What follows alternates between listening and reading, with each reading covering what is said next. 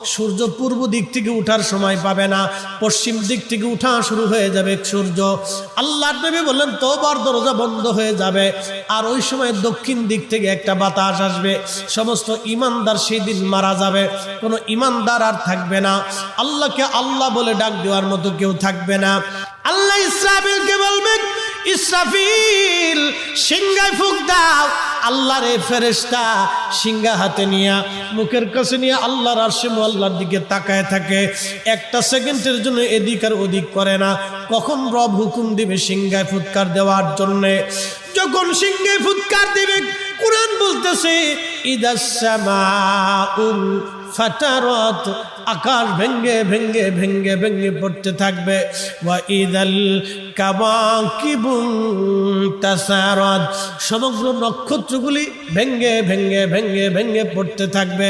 ওয়া ইদাল